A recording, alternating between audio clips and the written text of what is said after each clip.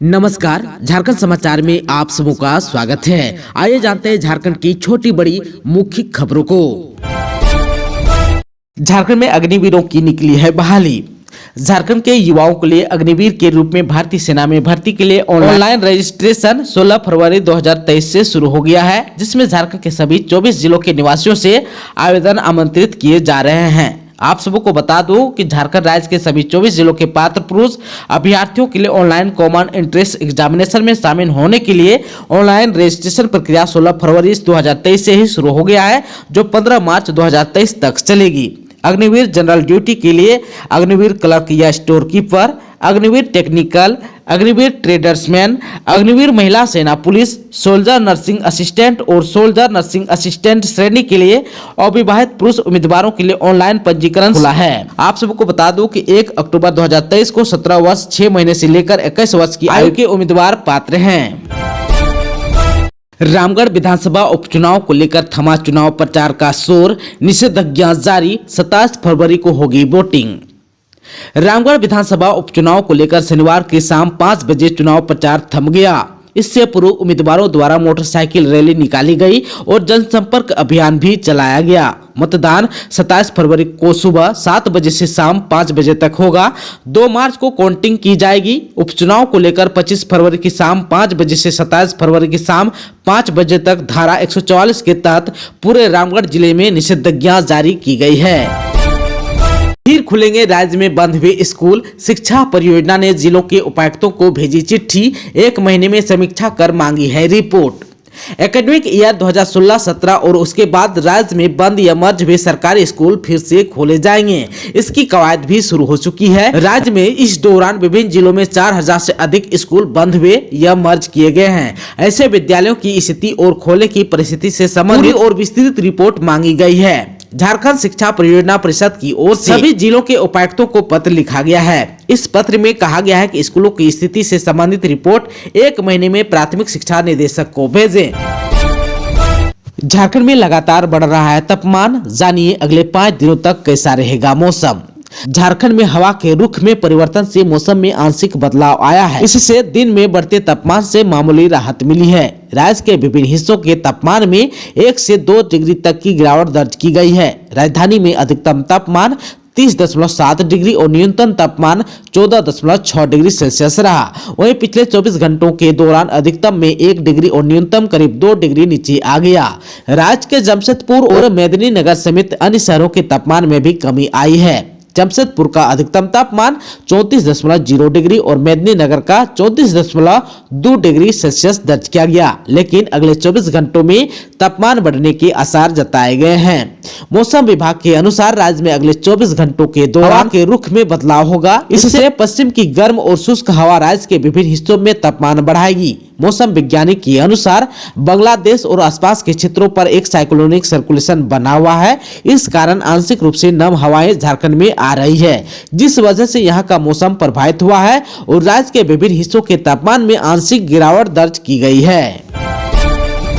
रोजगार मेले में 18 को मिला नियुक्ति पत्र। मंत्री चंपई सोरेन बोले 75% स्थानीय बेरोजगारों को दे नौकरी।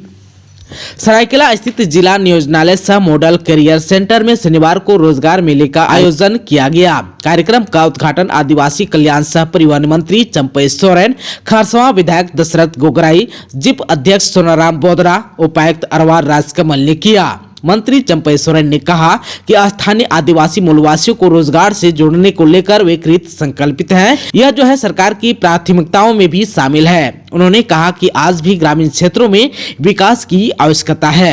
निजी कंपनियों द्वारा सरकार को किए जा रहे सहयोग की सराहना करते हुए उन्होंने कहा कि निजी संस्थान अपने रिक्त पदों पर सरकार की नियोजन नीति नियमावली के आधार पर 75% स्थानीय बेरोजगार युवाओं की नियुक्ति करें। नौकरी के साथ मॉनिटरिंग भी की जाएगी।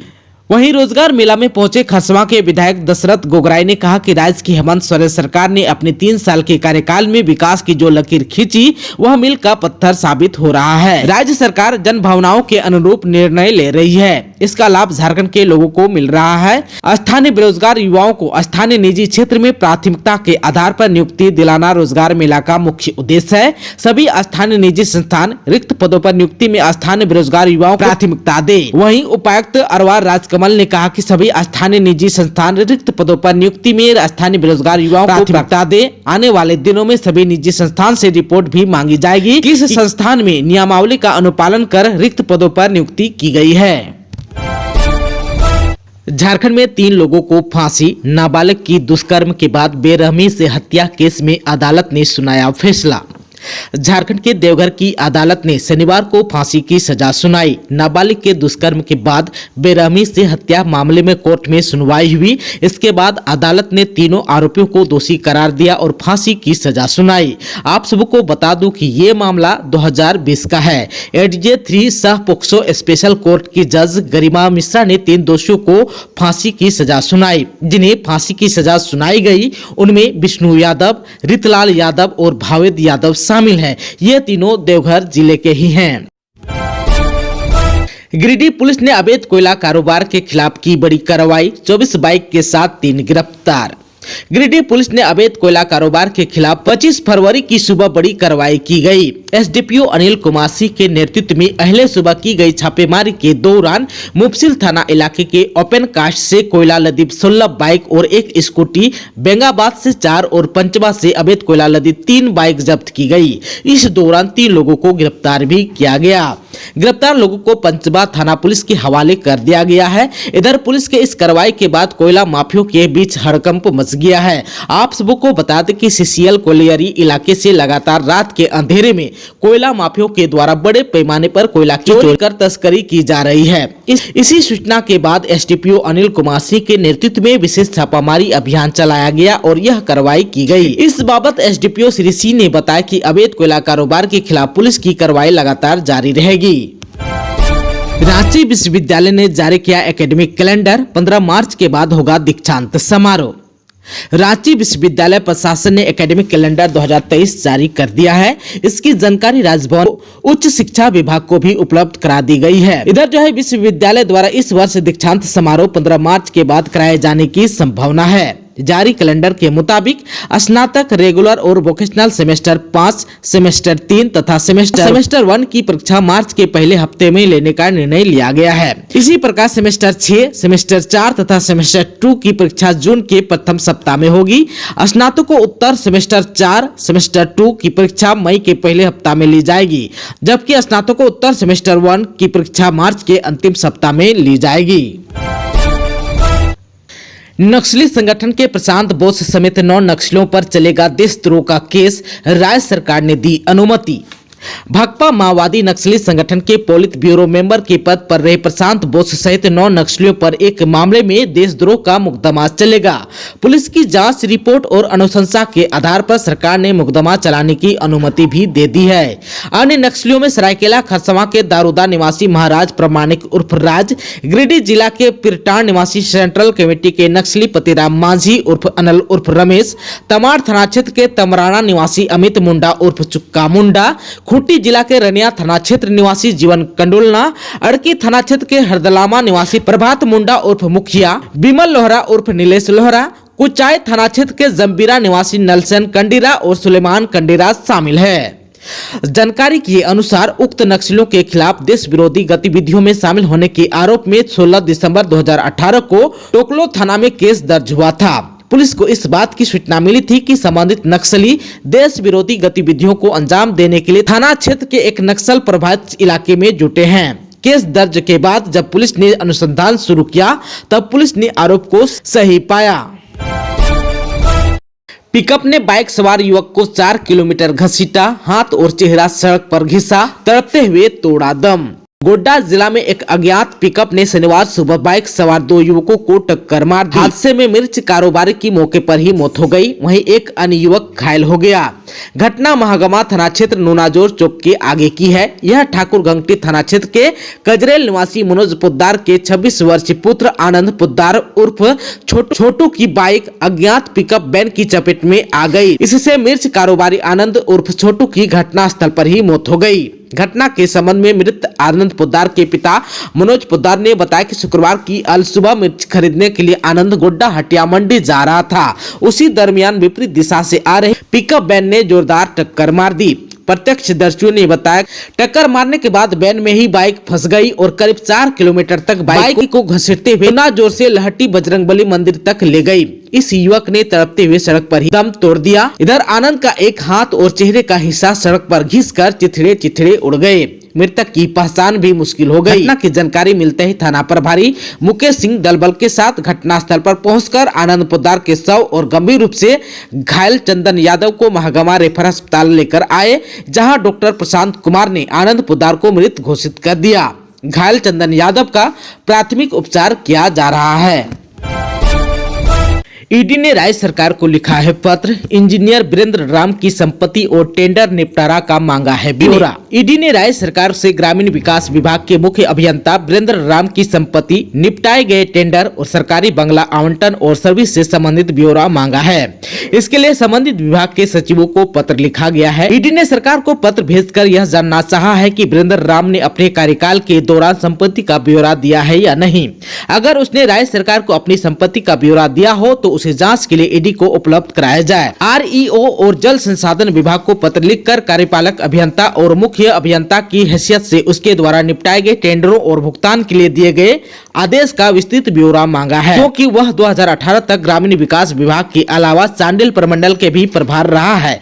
ईडी ने चांडिल प्रमंडल से हटाए जाने के बाद बंगला खाली कराने के लिए की गई कार्रवाई से संबंधित सभी पत्रों की प्रतिलिपि भी मांगी है। ईडी ने सरकारी कामकाज के दौरान उसके खिलाफ लगे आरोपों और कार्रवाई से संबंधित ब्यौरा भी मांगा है, ताकि इस बात का पता लगाया जा सके कि भ्रष्टाचार में लिप्त रहने के बावजूद उसके खिलाफ सरकार के स्तर से कार्रवाई की गई थी या नहीं। चाईबासा में 2 नक्सली कमांडर समेत 6 गिरफ्तार, 5 डेटोनेटर, 5 जेलोटिन और 1 मोटरसाइकिल बरामद। पश्चिमी सिंहभूम जिला पुलिस ने चाईबासा में माओवादी संगठन के 2 मिलिशिया कमांडर और 4 सक्रिय सदस्यों को गिरफ्तार करने में सफलता हासिल की। गिरफ्तार नक्सलियों के पास से 5 डेटोनेटर और 5 जेलोटिन और 1 मोटरसाइकिल बरामद की गई है। पुलिस अधीक्षक आशुतोष शेखर ने इसकी पुष्टि करते हुए बताया कि गिरफ्तार नक्सली समर्थकों में ब्रॉन्ज हेम्ब्रम, डुबराज हेम्ब्रम, तूरी देवगम, पाल सिंह हेम्ब्रम, दामू कोड़ा और बीर सिंह उर्फ छोटा कोड़ा शामिल है। गिरफ्तारी के संबंध में जानकारी देते हुए पुलिस अधीक्षक ने बताया कि उन्हें सूचना मिली थी कि प्रतिबंधित भाकपा नक्सली संगठन के कमांडर को विस्फोटक सामग्री पहुंचाने के लिए कुछ लोग जंगल में भरबंसिल है। इसके बाद एक टीम का गठन किया गया। उक्त टीम के सदस्यों ने खुट पानी के बारी पोखरी जाने वाली सड़क पर नाकेबंदी कर तुबाका हेम्ब्रम उर्फ किशुन हेम्ब्रम को दौड़ाकर पकड़ा। पुलिस को लक्षित कर विस्फोट किए जाने वाले आईडी ब्लास्ट के लिए प्रयुक्त 2 डेटोनेटर एवं 2 जिलेटिन बरामद किए गए। उसकी निशानदेही के आधार पर इसके अन्य सहयोगी डुबराज हेम्ब्रम, तूरी देवगम, पाल सिंह हेम्ब्रम को भी आईडी ब्लास्ट हेतु प्रयुक्त किए जाने वाले डेटोनेटर और जिलेटिन के साथ गिरफ्तार किया गया। सीएम हेमंत की खतियानी जोहार यात्रा, 1932 का खतियान और शिबू सोरेन और लालू यादव पर क्या बोले पूर्व सांसद सूरज मंडल, आइए जान लेते हैं। झारखंड के मुख्यमंत्री हेमंत सोरेन खतियानी जोहार यात्रा निकाल रहा है। उन्हें खुद मालूम नहीं है कि खतियानी क्या होता है। ये बातें भाजपा नेता सह पूर्व सांसद सूरज मंडल ने प्रेस वार्ता में कही। उन्होंने कहा कि वर्तमान सरकार 1932 का खतियान बोलकर कानूनी पेच में खुद फंस चुकी है। जब 1932 खतियान की बात सामने आई थी तभी हमने कहा था कि 1932 का आना गैर कानूनी है। इस दौरान उन्होंने झामुमो के दिसम गुरु शिबू सोरेन और राजद सुप्रीमो लालू प्रसाद यादव पर भी निशाना साधा। भाजपा नेता सह पूर्व सांसद सूरज मंडल ने कहा कि संवैधानिक तौर पर भारतवर्ष के हर राज्य में अपनी एक स्थानीय नीति होती है, वह सरकार के कार्यक्रम के अंतर्गत होता है। यदि आप उस पर बदलाव लाते हैं तो विधानसभा में प्रस्ताव पारित करके नहीं होता, उसमें एक्ट बनाकर पारित किया जाता है। अभी जो है सरकार ने बिना एक्ट बनाए ही कहा 1932 का खतियान लागू होगा, लेकिन जब कोर्ट के समक्ष मामला पहुंचा तो उसे खारिज कर दिया गया। उन्होंने कहा कि सारा दोष जो है झारखंड की जनता का है, क्योंकि उसने ऐसे व्यक्ति को राज्य का मुखिया बनाया जो अनुभवहीन की तरह काम करती है। यह सरकार सिर्फ और सिर्फ बाहरी लोगों के इशारे पर काम कर रही है। श्री मंडल ने कहा कि वर्तमान सरकार ने राज्य की जनता से काफी झूठे वादे किए हैं। सरकार ने कहा कि 75% गैर सरकारी संस्थानों में लोगों को नौकरी दिलाया जाएगा। सरकार खतियानी बोलकर जनता को क्या देना चाहती है उसे भी खुद मालूम नहीं। उन्होंने कहा कि पहले की सरकार से स्थानीय नीति के बारे में विस्तार से जानकारी हासिल करे, इसके बाद कोई कदम उठाए। पलामू में खेत की रखवाली कर रहे किसान की धारदार हथियार से हत्या कर गोदा चेहरा, जांच में जुटी है पुलिस। खेत में चने की फसल की रखवाली कर रहे खैरदोहर गांव के 75 वर्षीय बुजुर्ग किसान कुर्बान अंसारी की शनिवार की रात धारदार हथियार से मारकर हत्या कर दी गई। शनिवार सुबह खेत में अंसारी का छत विक्षिप्त शव मिला। कातिल तक पहुंचने के लिए खोजी कुत्ते का सहारा लिया गया, हालांकि कोई सफलता नहीं मिली। अभी जो है पाटन थाना क्षेत्र के तहत किशनपुर ओपी की पुलिस मामले की जाँच कर रही है। पुलिस ने जल्द ही मामले का उद्भेदन करने का दावा भी किया है। दोस्तों, अभी तक आपने चैनल को सब्सक्राइब नहीं किया है तो प्लीज चैनल को सब्सक्राइब कर बेल आइकन को प्रेस कर दीजिएगा ताकि खबरों का अपडेट आपको मिलता रहेगा। इसके साथ ही आज के खबरों में बस इतना ही। हमें दीजिए इजाजत। नमस्कार।